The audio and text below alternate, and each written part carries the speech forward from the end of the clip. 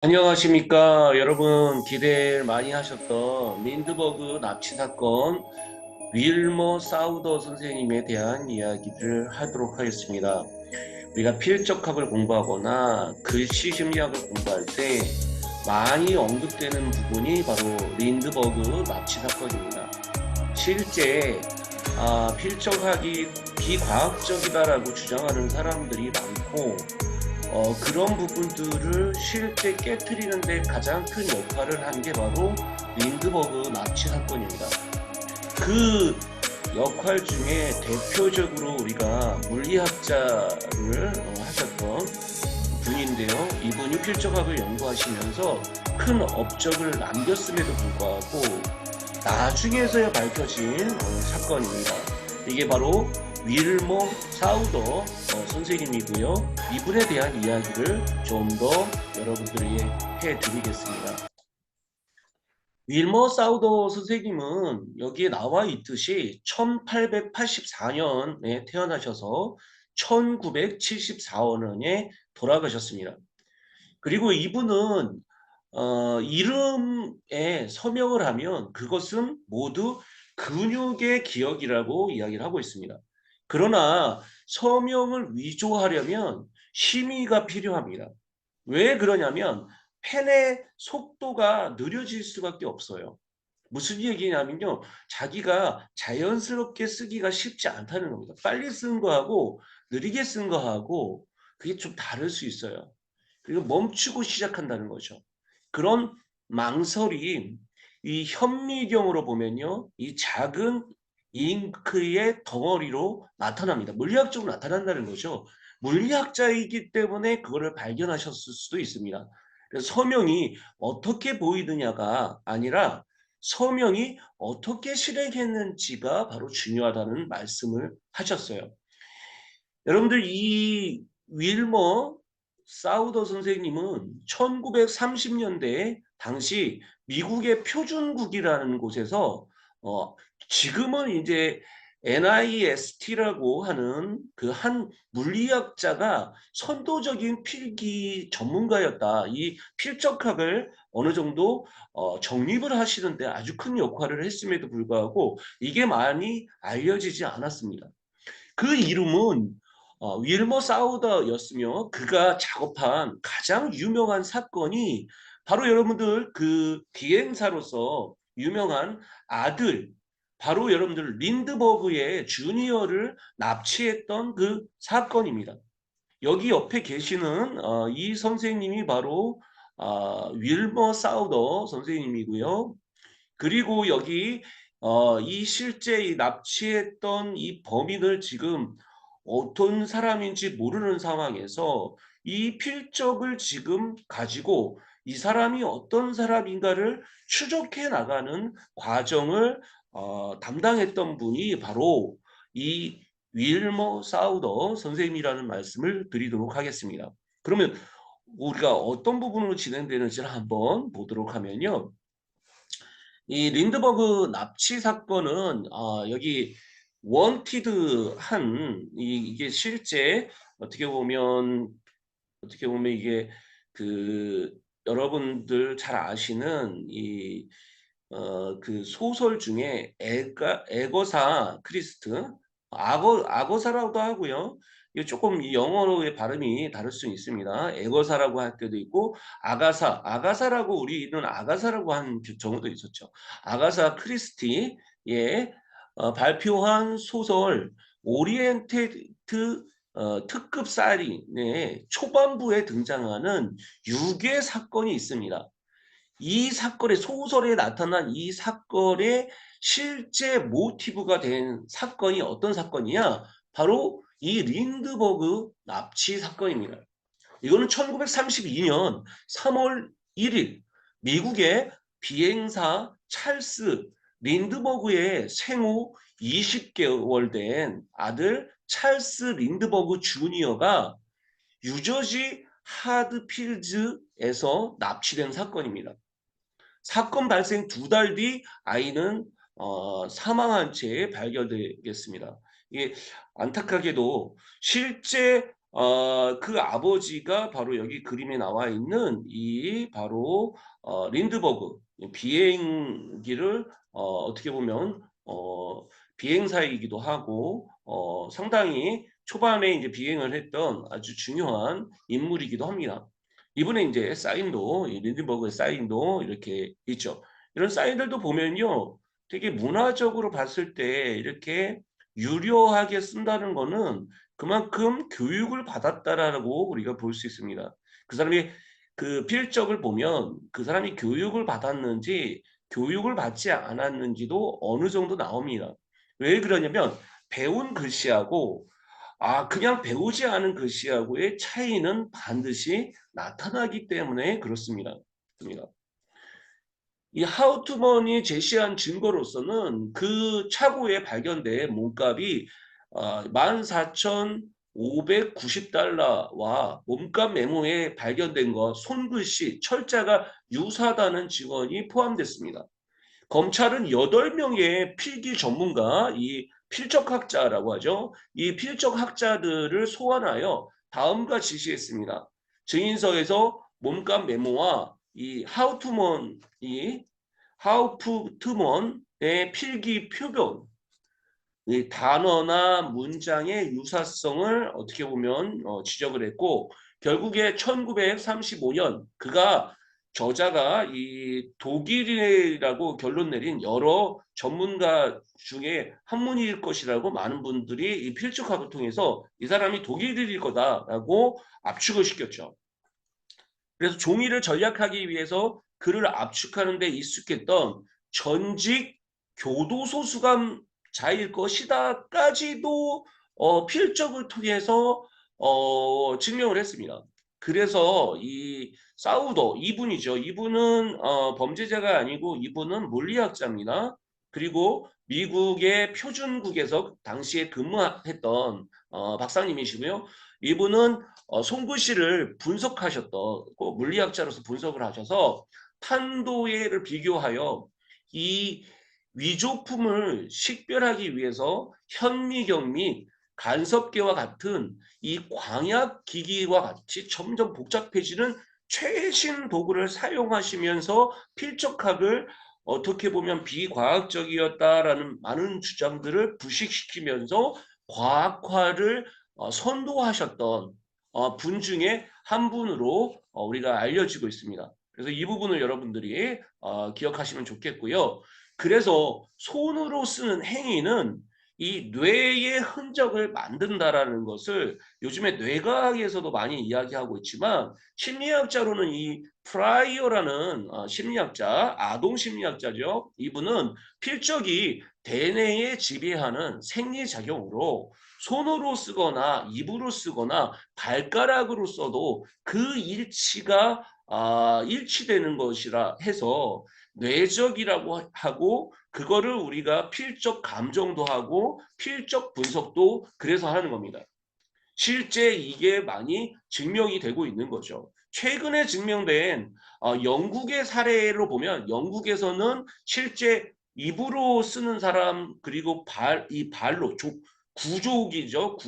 구로 해서 이 구로인데 화가 구족 화가 같은 경우도 우리가 연구를 해봤더니 이 사람이 뇌에 이 실제 손을 쓰지는 않고 입으로 쓰거나 발로 썼는데도 불구하고 이 뇌에 이 제 손의 그 뇌가 발달이 됐다. 그리고 흔적이 남겼다라는 것이 증명이 됐죠. 그래서 이거를 듣고 있는 이 선수 여러분들은 노트에다가 직접 자신의 경험을 글로 쓰실 때 여러분 뇌의 흔적을 만들게 됩니다. 이거를 여러분들이 꼭 기억하셔야 되겠다라는 말씀을 드리고요. 특히 실제 이렇게 적은 거를 가지고 분석을 좀 해보도록 하겠습니다. 여러분 글씨하고 비교를 해보세요. 지금 구독자 여러분, 우리 구독자 여러분들을 우리가 선수라고 합니다. 선수 여러분들은 손으로 쓴 행위는 뇌의 흔적을 남긴다. 요거 하나만 써보셔도 좋고요. 여기다가 필적 대뇌가 지배하는 생리작용으로 손으로 쓰거나 입으로 쓰거나 발가락으로 써도 그 특징이 일치하여 원칙상 내적이라 함이 옳다라는 말을 한번 써보시고 여러분이 지금 제시된 이 예시하고 어떤 부분이 비슷한지를 한번 확인해 보시면 훨씬 더 좋은 부분들을 우리가 알 수 있겠습니다. 이분 같은 경우에는 요 시옷하고 그 다음에 여기 오하고 니은이 있죠. 이게 사실은 되게 균형이 있어요. 필적하게 해서 이 글씨 하나만으로도 요 위를 우리가 머리라고 하고요. 요걸 몸통이라고 하고요. 이거를 이제 밑에 다리라고 볼 수 있습니다. 그래서 실제 요 모습만 보더라도 되게 균형이 잘 잡혔다. 전체적으로 균형이 잘 잡힌 사람이다. 밸런스를 잘 맞추는 사람이다라는 것을 우리가 알 수 있고요. 또 하나 특징이 뭐냐면 이 히읗을 쓴 히읗을 한번 쭉 보세요. 이분 여러분들 히읗하고 그리고 이 히읗에 대해서 좀 더 정확하게 알고 싶은 분은 제가 전에 히읗자로 이렇게 분석을 해 놓은 것을 올려놓은 게 있으니까 그 영상을 여러분들이 참조하시면 훨씬 더 도움이 되실 겁니다. 그래서 히읗자 같은 경우 이분 같은 경우는 중간에 이렇게 쓰시는 분이고요. 이 중간에 쓰신 분은 두 가지가 있어요. 뜻이 어떤 거냐면 하나로 우리가 어떻게 보면 결정하기 어려우니까 뭘 우리가 먹으러 가도 그냥 보통이요 하는 사람이 있죠. 그런 것처럼 이분은 중간을 어떻게 보면 많이 선택할 가능성이 높으신 분이다라고 우리가 이야기할 수 있습니다. 근데 이게 조금 이제 에너지가 떨어졌을 때는 조금 갈팡질팡할 수 있어요. 오히려 이게 올곧게 가는 사람하고 오히려 남의 얘기를 잘 듣는 사람하고 오히려 이 갈팡질팡형이 돼버릴 수 있기 때문에 본인이 오히려 중도를 제대로 가려면 균형을 잡고 가야 되는데 그 균형이 잃어버렸을 때 이 밸런스를 잃어버렸을 때 크게 문제가 될 수 있다라는 말씀을 드립니다. 그래서 요게 이제 히읗자가 요렇게도 나와 있고 여기 히읗자는 약간 여기 되다가 약간 옆으로 이거보다는 조금 눕혔죠. 그래서 이때는 조금 더 들으려고 하는 그런 성향이 좀 드러날 수 있는 글씨로 이렇게 보일 수 있습니다. 그리고 글씨 자체가 좀 작다라기보다는 물론 여기다가 맞춰서 쓰긴 했지만 대부분 이게 글씨를 여기다가 딱 붙여서 쓰지는 않아요. 대부분. 이 정도로 보면 상당히 글씨를 크게 쓴다라고도 볼 수 있습니다. 이 여백에 비해서 글씨를 되게 크게 쓰고요. 그리고 필압도 처음에 쓸 때는 필압이 별로 없었다가 이 행이라는 부분은 좀 필압이 좀 강해졌고요. 점점 쓰다가 또 약해질 때도 있습니다. 전체적으로 봤을 때 힘 줄 때 좀 힘을 주는 스타일이라는 걸 볼 수 있고요. 이분의 특질이 조금 필적에 나타나는 특질 중에 하나가 뭐냐면 리을자를 한번 보세요. 리을자. 이 리을자가 좀 특이하게 쓰세요. 그래서 이분은 사실 다른 사람하고 봤을 때 이 생리할 때 요 생리도 요렇게 썼다가 요렇게 쓰시더라고요. 여기 중간이 이렇게 생략돼 있죠. 그죠? 이거 특이하시죠? 여기가. 이 생리할 때 이 리자, 생리작용할 때 이 리자가 좀 특이하게 쓰신다는 거를 그리고 여기 락자도 그렇죠. 락자도 이렇게 썼다가 위에 여기 꺾었다가 이렇게 쓰시는 것 같아요. 이렇게 한번 썼다가 여기 꺾으면서 하다 보니까 여기 떴고 여기도 좀 똥이 한번 찍힌 게 한 번에 쓴 게 아니라 한 번 쓰고 중간에 한 번 쓰고 한 번 쓰고 한 번 쓰고 이게 두 번 획을 썼다는 것이 드러나는 거죠. 반면에 이 밑에 있는 리을자를 쓰실 때는 그냥 연결해서 쓰신 경우가 많아요. 그래서 요런 측면도 위에 거를 쓰는 거하고 밑에 거를 쓰는 거하고 상당히 다르다. 그러니까 이런 분들은 어떤 일관성이 위쪽에 쓸 때의 일관성이 있을 수 있고요. 밑에 쓸 때 일관성이 있어요. 그러니까 이런 분은 밑에 게 좀 보면 밑에 게 쭉 가면서 마무리를 잘 하는 사람인가를 보면 마무리가 조금 엉성하다라는 게 느낌이 있어요. 어디서 나타나냐면 여기 보세요. 남자에 대해 보면 미음하고 이렇게 썼다가 여기를 조금 지금 달랑말랑 했잖아요. 여기. 그쵸? 미음자 여기 다음 달랑말랑. 그러면 여기에 내가 돈이 있다고 하면 돈이 새는 거고 운이 있다고 하면 운이 새는 거고 마음이 있다고 그러면 마음을 흘리고 다니는 거죠. 이거를 이제 필적학에서도 이야기를 하고 있어서 이런 분들은 마무리할 때 좀 더 이 마무리를 여러 번 해서 이 깔끔하게 좀 끝내려고 하는 것도 중요하다. 여기 미음자는 반면에 여기는 잘 마무리했고요. 그러니까 중간중간에 어떨 때는 마무리를 잘 하시다가 어떨 때는 조금 여기도 보면 이응자를 여기 갖다가 달랑말랑 했잖아요. 그렇죠? 요것도. 그래서 여기가 좀 열면 아예 열리게 쓰든지 그러면 달랑말랑 하고 있어요. 그러니까 오픈 마인드를 발휘하려면 확실히 오픈 마인드를 발휘하고 오픈 마인드가 아닐 경우에는 완전히 닫아버리면 오히려 운이 들어오지 않을 수 있으니까 위는 열리고 밑은 닫고 이게 이제 필적학에서 이야기하는 거고 특히 이거는 다른 데보다는 일본에서 많이 이야기를 해요. 일본에서 일본 필적학자들이 많이 이야기를 하고 있습니다. 이 필적학자들도 미국 필적학자 좀 다르고 프랑스 필적학자 좀 다르고요. 영국 이 필적학자의 얘기가 좀 다르고요. 그 다음에 일본에서 이 필적학자가 다릅니다. 근데 중국에서는 필적학자에 관련된 것은 저는 본 적이 없는 것 같습니다. 그래서 요게 이제 좀 여러분들 공부하시면서 이 특징들을 좀 알아보시는 것도 되게 도움이 될 겁니다. 자, 이렇게 하나 설명드렸고요. 그 다음에 중요한 게 여기입니다. 바로 이 글씨를 보면요. 이 글씨는 우선 손자를 썼을 때 앞에서 쓴 사람보다 이 시옷이 굉장히 길죠. 그리고 여기 위가 이렇게 길죠. 요런 분들은 이렇게 행자도 그렇고 스자도 그렇고 전체적으로 뇌자 할 때도 그렇고 이런 분들은 조금 명예심 이렇게 위에 자음이 좀 큰 분들은 우리가 명예심이 좀 있다라는 말씀으로 우리가 이 사람들을 이야기하는 경우가 많습니다.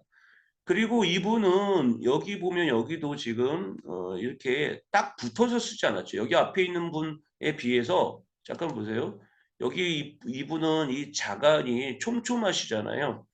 자간이 촘촘하셔서 본인에 대한 부분들 책임감이나 이런 것들이 높을 수 있다. 단점은 뭐냐면 본인을 조금 더 채찍질을 좀 많이 한다라고 우리가 이야기할 수 있다면 반대로 이쪽에 있는 분은 좀 자기 자신에 대해서 좀 너그러우신 분이다. 자유로운 영혼이다. 이렇게 우리가 좀 이야기를 많이 해요. 그래서 오히려 중간중간에 뭐예요? 이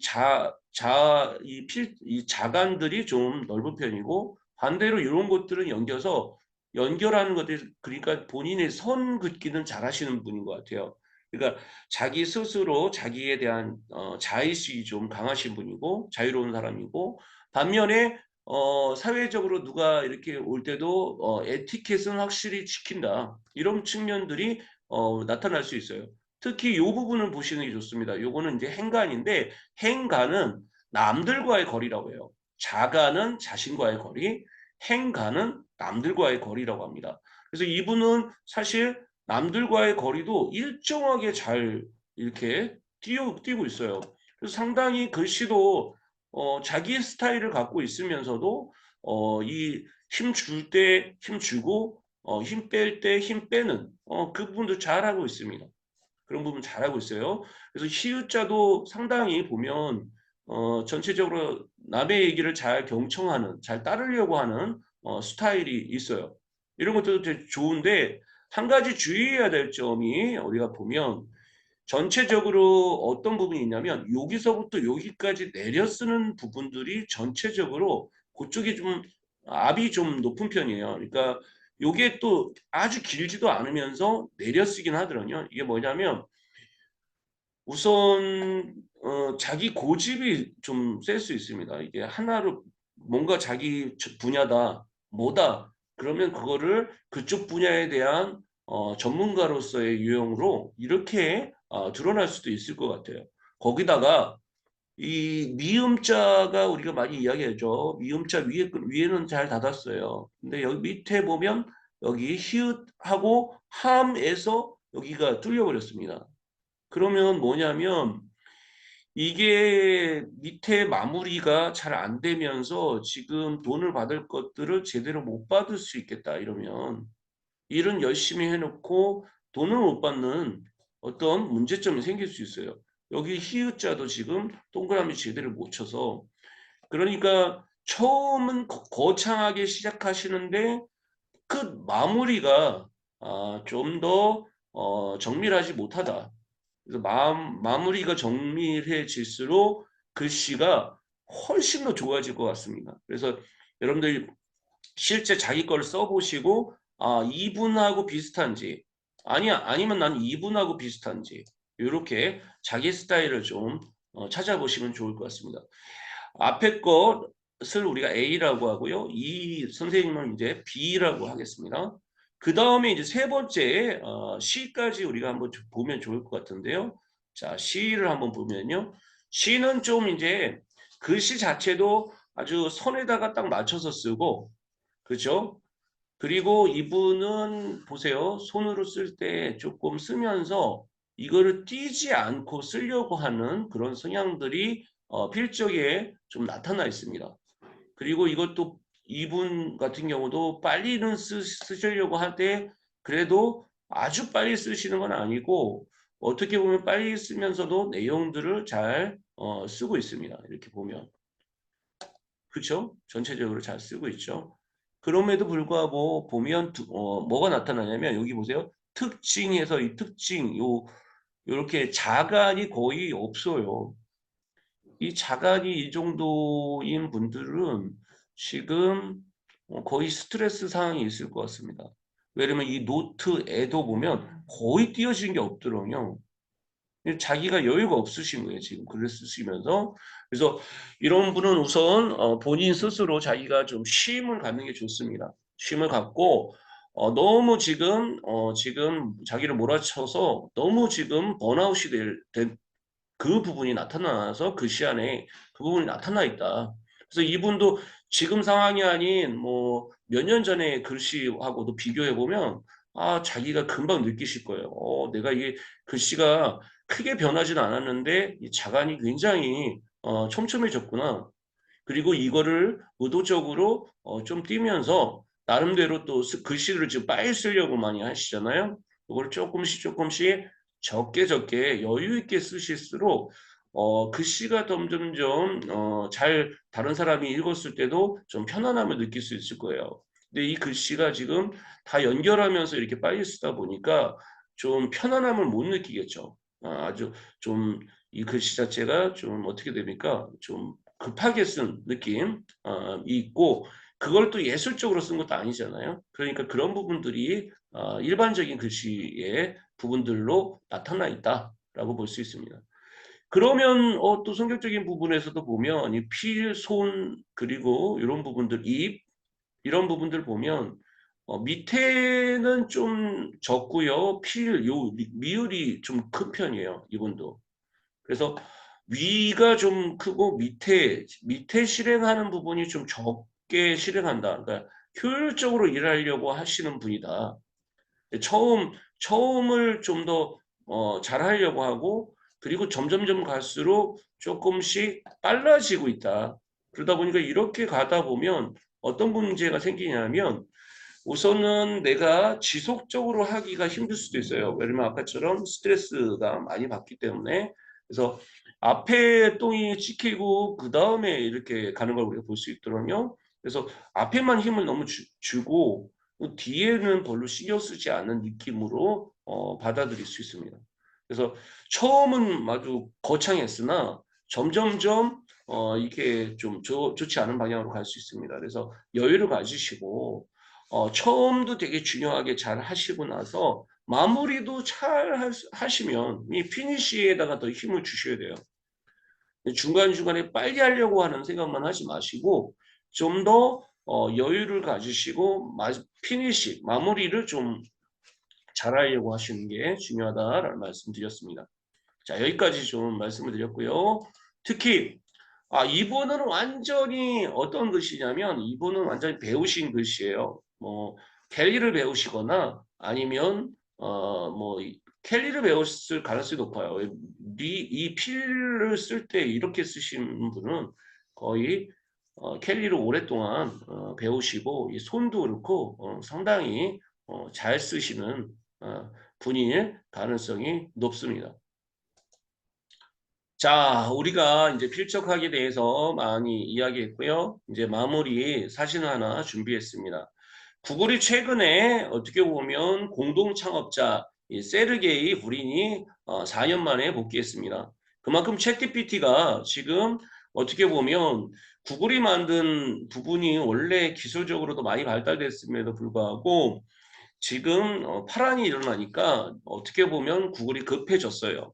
그리고 지금 이제 세르게이 브린이 본인이 복귀를 하면서 지금 상당히 어떻게 보면 지금 여기 보세요. 이분은 지금 현 CEO고요. 이분은 어떻습니까? 여유 있게 손도 이렇게 하고 있지만 이분은 지금 공손하게 손을 이렇게 하고 있죠. CEO도 창업자 앞에서는 우리가 공손하게 이렇게 하고 있다라는 말씀을 드립니다. 그래서 여러분들 이 글씨를 쓴다는 것은 우리가 겸양을 얻는 거거든요.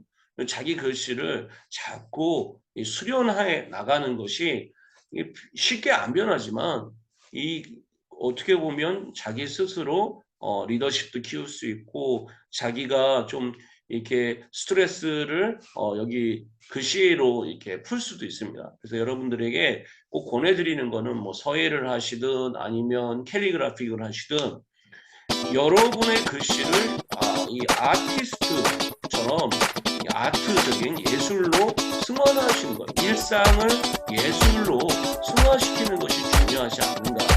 여기까지 좀 말씀드리도록 하겠습니다. 여러분들 도움이 되셨다면 구독, 좋아요, 이 댓글까지 남겨주시면 그리고 여러분 글씨가 어떻다라고 얘기를 해주거나 그러시면 제가 그 글씨를 좀 분석해서 알려드리는 영상으로 또 찾아뵙겠습니다. 여러분 감사합니다.